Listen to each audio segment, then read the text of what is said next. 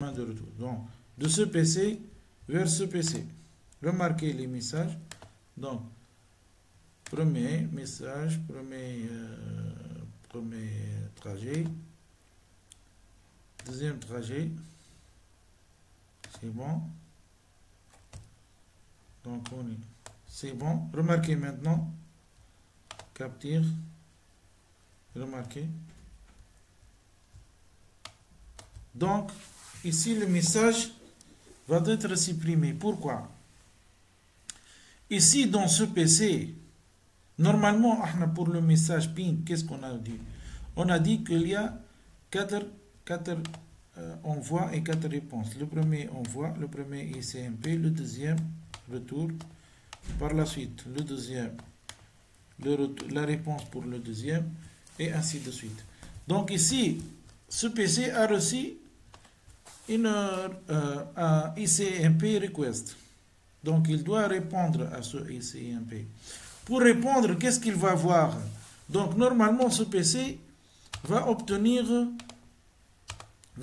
les adresses dans le message qu'il va recevoir. Il va obtenir une trame contenant les informations suivantes. Quelles sont les informations? L'IP source c'est 192.168.1.2. L'adresse IP destination, c'est bon, c'est son adresse IP. Et les adresses MAC, c'est pas important pour lui. Qu'est-ce qu'il va faire, toi? Il va répondre. Donc, normalement, l'adresse IP source, ça va être combien? C'est 1.4. Et l'adresse IP destination, c'est 3.2. Donc, c'est-à-dire, ce PC va répondre, ce PC va répondre, ce PC. Va répondre ce PC.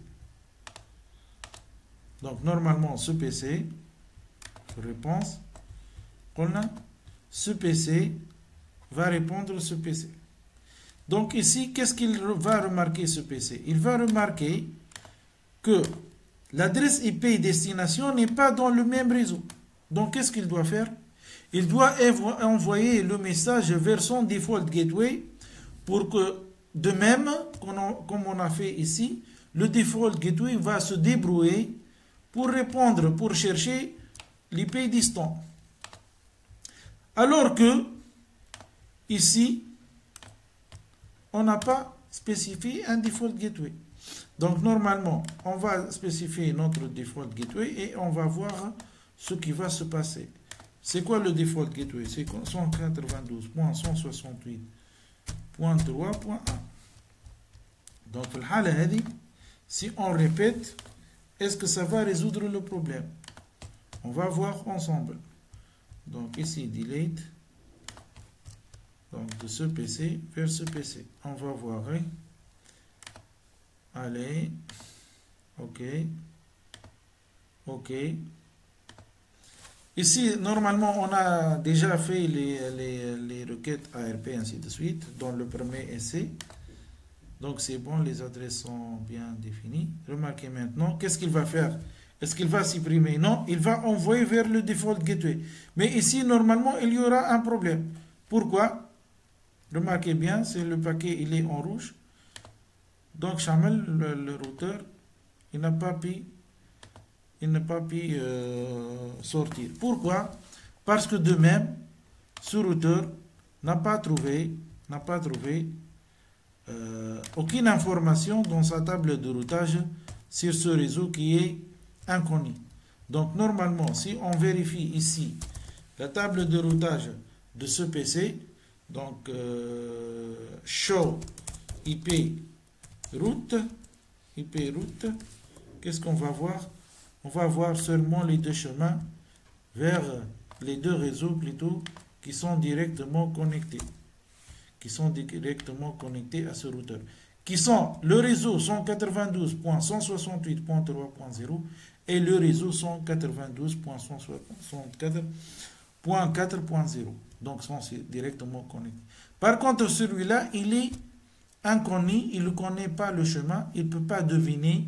Donc, il faut que l'admin fait la configuration et il doit informer le routeur qu'il y a un réseau vers un réseau 168.1.0, ce réseau avec le masque 255.0 et on peut l'atteindre à partir de cette interface.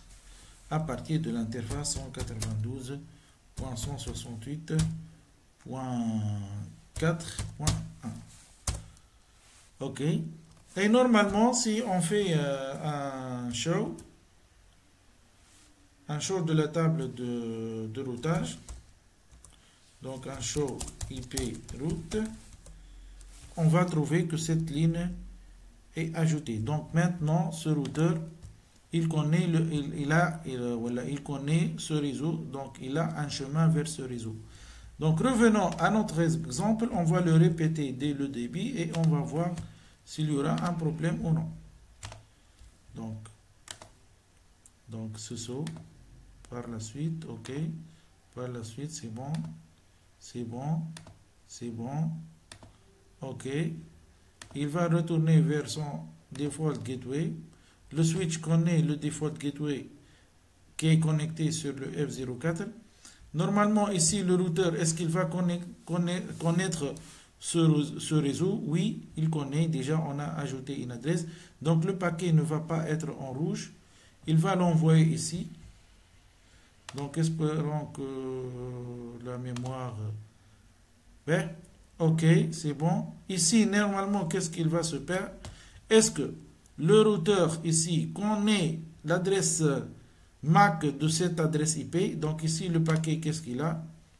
Donc remarquez bien, l'adresse IP destination c'est 3.4, l'adresse IP source c'est 3.4, c'est-à-dire cette adresse IP. L'adresse IP destination c'est 1.2.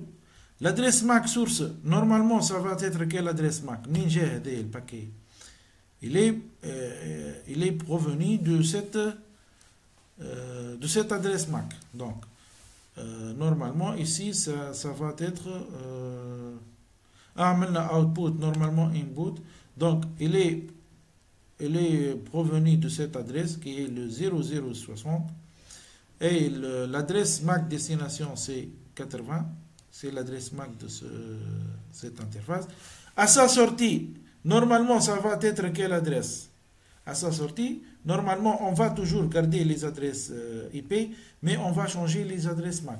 Donc, normalement, outbound, on va trouver que l'adresse MAC source est devenue l'adresse MAC de cette interface. Par contre, l'adresse MAC destination, normalement, c'est l'adresse MAC de ce port. Et bien sûr, les adresses IP sont fixes. La question qui se pose, comment le routeur a connu que l'adresse MAC de cette adresse IP destination correspond à cette adresse MAC? Ben, il le connaît déjà parce que au premier ping, lorsqu'on a fait, on a travaillé avec le protocole ARP. Donc les messages normalement sont connus. Ou bien le routeur admet une information sur l'adresse MAC correspondante à l'adresse IP. Mais ok, normalement la question qui va se poser, comment le routeur va connaître que l'adresse MAC correspondante à l'adresse IP destination, normalement ici c'est l'adresse IP destination c'est 3.1.2.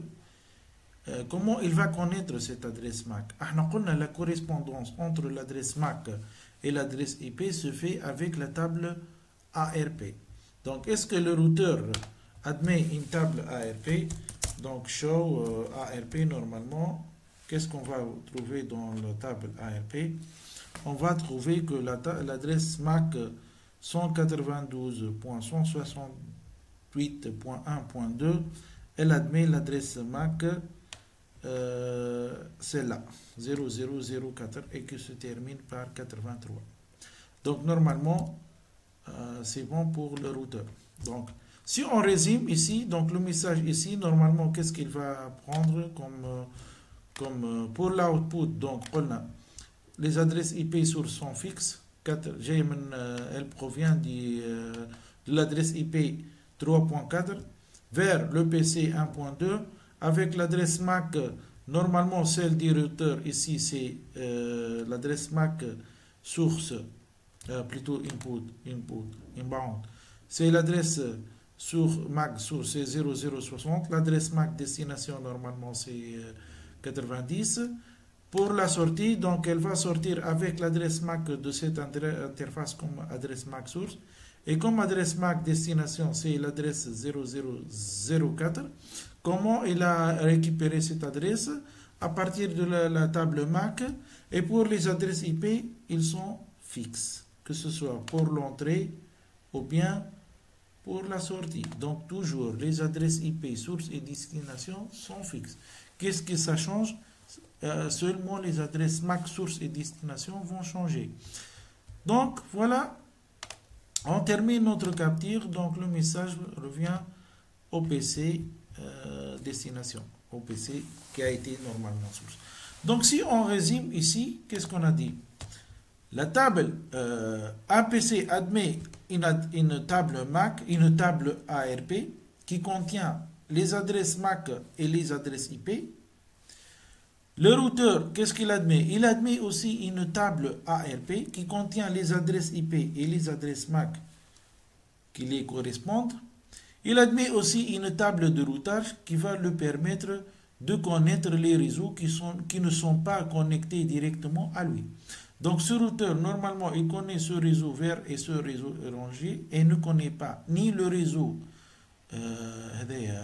cyan, ni le réseau en jaune. Donc il faut faire connaître à ce routeur ces deux réseaux. De même, ce routeur, il connaît ce réseau et celui-là, mais ne connaît pas le réseau en jaune, ni le réseau en vert. De même, ce réseau, il connaît seulement ces deux réseaux, mais il ne connaît ni le réseau à droite, ni le réseau à gauche. Donc il faut ajouter pour chaque routeur les chemins au routeur, au réseau distant.